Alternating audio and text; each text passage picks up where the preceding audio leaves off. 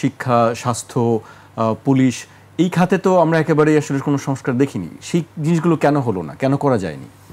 এইটা আসলে আমি যেটা বলি যে সরকারের কোনো হোমওয়ার্ক নিজের ছিল না। অন্যদের কাছ থেকে যে দেবপ্রিয় ভট্টাচার্য আরেকটা কথা বলছে, উনি বলছে যে অন্যান্য সরকারের সাথে, ওনার তো অনেক সরকারের সাথে কাজ করার অভিজ্ঞতা থেকে উনি যেটা বলছে যে এর আগে যারা সরকার হয়েছে তাদের কাছে আমরা যখন কোনো কিছু নিয়ে গেছি তখন বলছে যে আসলে কি করতে হবে বলেন দেখি। আর এই সরকারের কাছে গেলে আমাদের অভিজ্ঞতা এরকম না, কিন্তু উনি যেটা বলছেন ওনার অভিজ্ঞতা হচ্ছে এরকম যে যদি যায় যে এটা করতে হবে বা ওই রকম লাগবে, তখন সরকারে যারা আছে তারা বলে যে জানি, এটা জানি। কালার এক্সপার্ট, জর্জ স্যাপ এবং মাইল্ড অন হ্যান্ডস টেকনোলজি সমৃদ্ধ অরিক্স ক্রিস্টাল ওয়াশ আপনার লন্ড্রি এক্সপার্ট।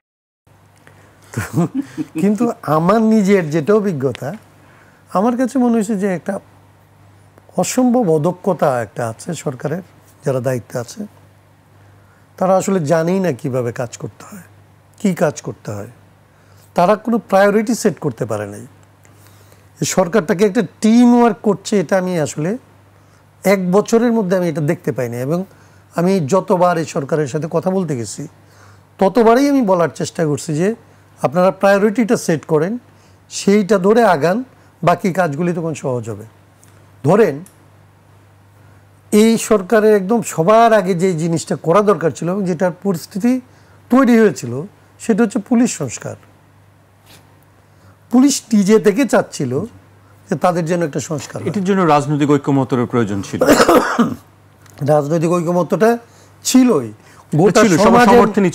গোটা সমাজের মধ্যে ছিল। এমনকি সবচেয়ে বেনিফিশিয়ারি যারা এই সমস্ত অগোছালো পরিস্থিতির, তারা তো পুলিশ নিজে।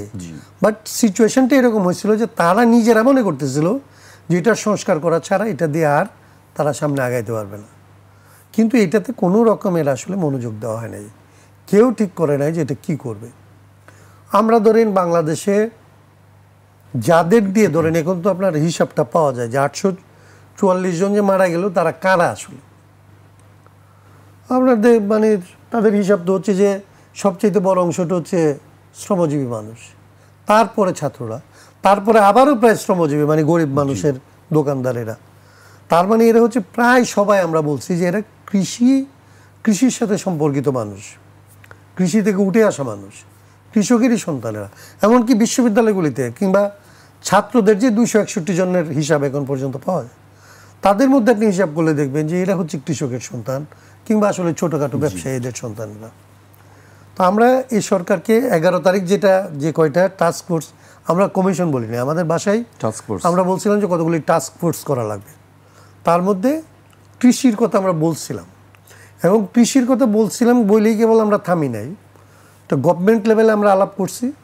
কৃষক সংগঠনগুলিকে আমরা ধরেন এটার জন্য রাজপথে তারা দাঁড়াইছে, তারা উপদেষ্টাদের ডাইকে আইনে আসলে রাউন্ড টেবিল করে তারা বোঝানোর চেষ্টা করছে যে কৃষি এবং কৃষক নিয়ে আপনাদের আসলে একটু চিন্তা করা দরকার। গভর্নমেন্টের অবস্থা হচ্ছে, আপনি একটা বুঝবেন যে প্রায়োরিটির কথাটা কেন বলছিলাম। গভর্নমেন্ট একটা কৃষি মন্ত্রণালয়ের যিনি দায়িত্বে আছেন উপদেষ্টা, তিনি আসলে স্বরাষ্ট্র উপদেষ্টা। এখন এই রকমের একটা ভঙ্গুর অবস্থার মধ্যে প্রতিনিয়ত যেখানে আপনার ধরেন আইন শৃঙ্খলা বলতে আপনার কিছু নাই, যে লোকটা যদি হাজার রকমের দক্ষতাও তার থাকে তাইলেও তার কৃষি নিয়ে চিন্তা করার মতো তার কোনো ফুসরত থাকার কথা না।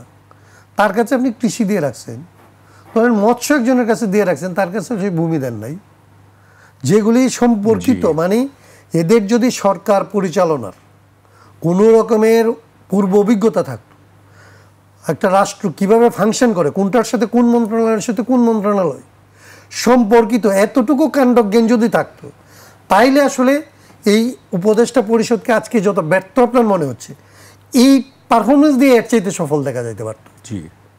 তার মানে আমি বলতে চাচ্ছি যে এরা অদক্ষ, কোনো হোমওয়ার্ক ছিল না, কোনো হোমওয়ার্ক করে নাই এবং কোনো ভিশন নাই।